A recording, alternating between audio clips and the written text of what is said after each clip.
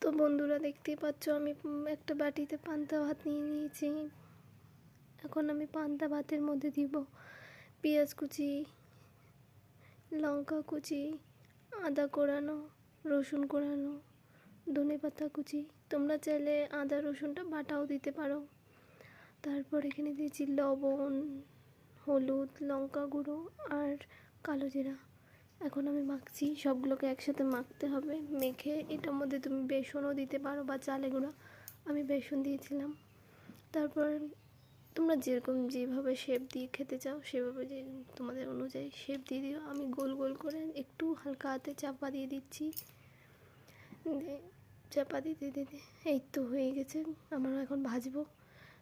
কড়াই তেল দিয়ে হালকা ভাজতে বসিয়ে দিয়েছি। হালকা রাখবে কিন্তু গ্যাসের ফ্লেমটা হালকা রাখবে, কারণ যদি হাই রাখো তাহলে